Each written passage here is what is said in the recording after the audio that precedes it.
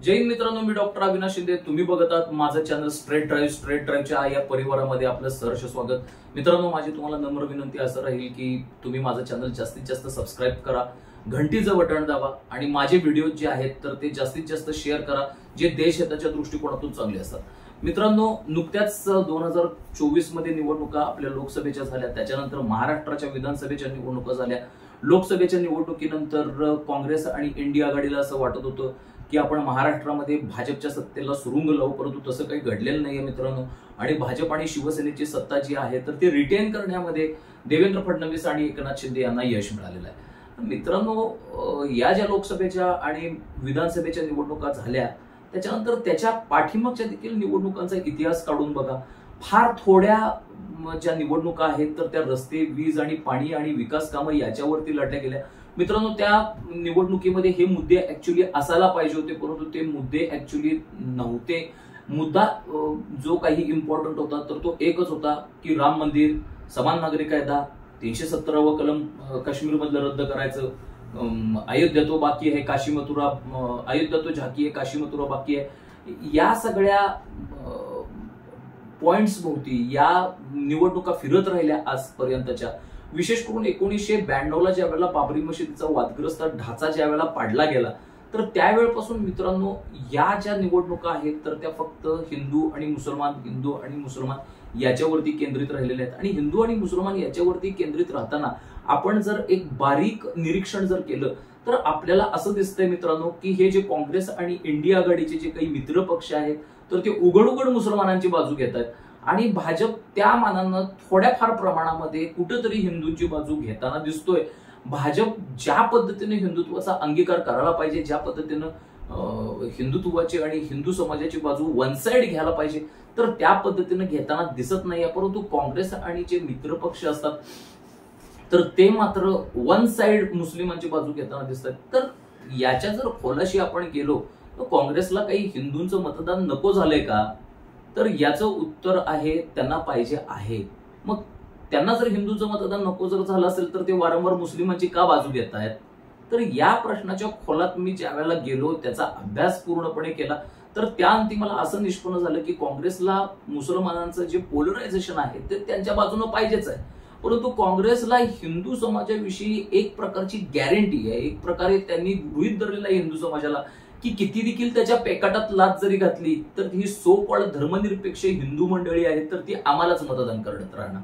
आणि भारताचं जे राजकारण आहे हे सर्वसाधारणतः 3 मतदारांमध्ये विभागलं गेलेलं आहे. एक मुस्लिम मतदार, एक हिंदू मतदार आणि एक धर्मनिरपेक्षतावादी, ज्याला आपण छद्म धर्मनिरपेक्षतावादी हिंदू मतदार असं आपण म्हणूया.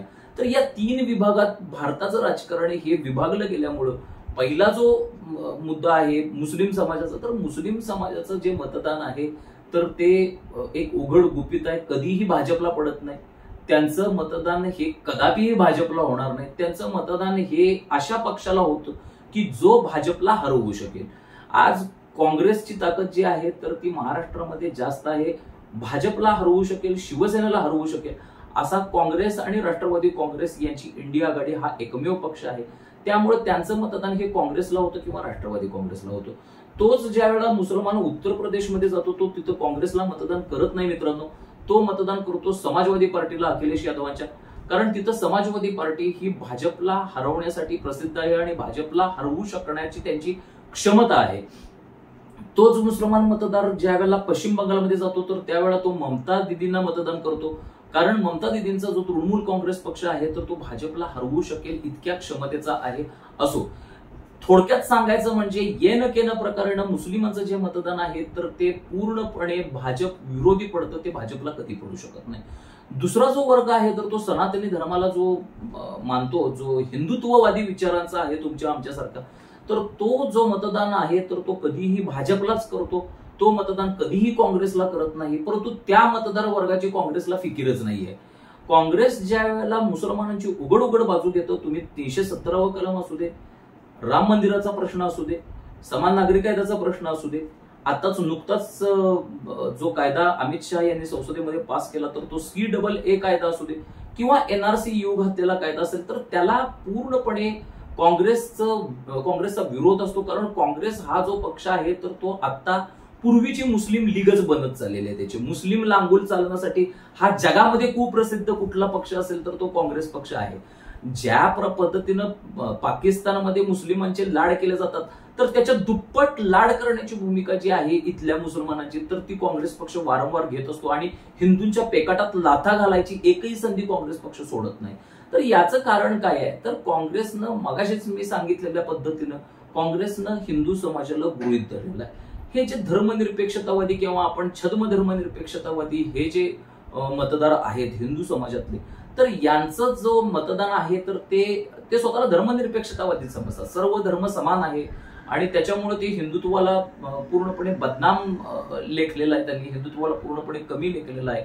मी हिंदुत्वापासून कसा फटकून आहे तर हे त्यांना सांगण्यासाठी एक अहंकार वाटतो, एक गर्व वाटतो.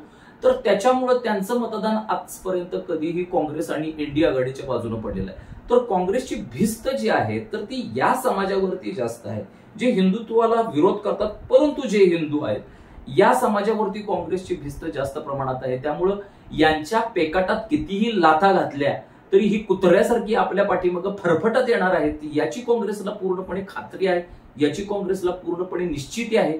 त्यामुळं काँग्रेसचे जे नेते असतात, जे कार्यकर्ते असतात तर ते पूर्णपणे उघड मुस्लिमांची बाजू घेतात. त्यांना हिंदू मताची फिकीर देखील वाटत नाही. कारण सनातन धर्माला मानणारे जे हिंदुत्ववादी मतदार आहेत तर त्याची त्यांना फिकीर नाहीये. त्यांना फिकीर आहे ते फक्त मुस्लिम समाजाची. त्यांचं गठ्ठा मतदान आपल्याला कसं पडतंय आणि हे छद्म धर्मनिरपेक्षतावादी जे हिंदू आहेत तर ते आपल्या बाजूने कसे येतात याचीच फक्त त्यांना चिंता असते. मित्रांनो, याचा जो विनिंग फॉर्म्युला आहे तर तो काँग्रेसचा अशा पद्धतीनं मी आता वर्णन केला तशा पद्धतीनं.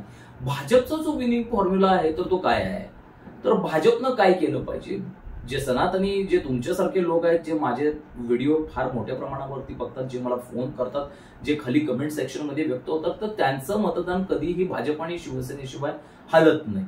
परंतु जो कोणी धर्मनिरपेक्षतावादी जो वर्ग आहे तर त्याला एक आपल्या प्रचारामुळं आपल्या इंटरनेटवरून सारखं जे आपण व्हिडिओज पोस्ट करतो त्या माध्यमातून हिंदुत्ववादी बनवणं हे जर भाजपला शक्य जर झालं तर काँग्रेसची डाळ काही शिजू शकत नाही. परंतु भाजप हे बऱ्याच वेळेला करताना दिसत नाही. भाजप भरकटच जातो. आता हे सौगाते आणि फावगाते काहीतरी नवीन आणलेलं आहे तर हा देखील त्याच धोरणाचा परिपाक आहे. मित्रांनो, भाजप हा काही वेळा एखादा खेळाडू कसा एखाद्या मॅच मध्ये तो शतक ठोकतो आणि पुढच्याच मॅच मध्ये तो भरकटतो आणि शून्यावरती आउट होतो, त्याच्यामध्ये कन्सिस्टन्सी नसते. तर त्या पद्धतीच्या IPL मधल्या खेळाडूंसारखं भाजपची स्थिती झालेली आहे.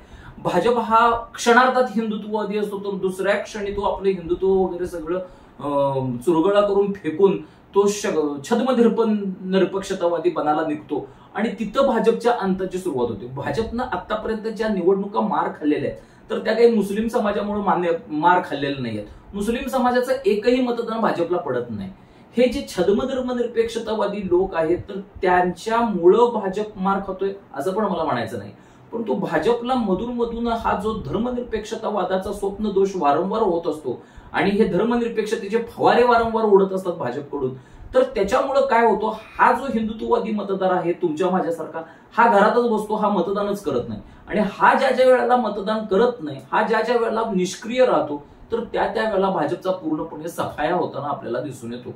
हा जो मतदार वर्ग आहे तर तो अबकी बार 400 पार होणार, अबकी बार 400 पार होणार याच्यामुळे तो घरातच बसून राहिला आणि त्याच्यामुळे त्याची परिणती भाजपचे जे 303 खासदार आहेत तर ते 240 होण्यात आले. त्यामुळे भाजपनं हा विचार केला पाहिजे की हे छद्म धर्मनिरपेक्षतावादी जे हिंदू लोक आहेत तर हे हिंदुत्ववादी कसे होतील आणि आपले हे हिंदुत्ववादी कोर मतदार आहेत तर त्यांच्यासाठी भाजपनं योजना आज मार्केटमध्ये आणल्या पाहिजेत, ना की जे त्यांच्यासाठी मतदान कधीही करत नाहीत अशाला मुस्लिमांच्यासाठी. तर भाजपनं हे जर केलं तर भविष्यामध्ये आपल्या हिंदुस्थानच्या दृष्टिकोनातून खूप चांगला असेल. कारण एक जो पक्ष आहे भाजपसारखा शक्तिशाली जो पक्ष आहे तर तो मजबूत बनावा अशी कोणतेही संविधान मांडणाऱ्या किंवा कोणत्याही लोकशाहीला मांडणाऱ्या लोकांची इच्छा असेल. जय हिंद, जय महाराष्ट्र, वंदे मातरम.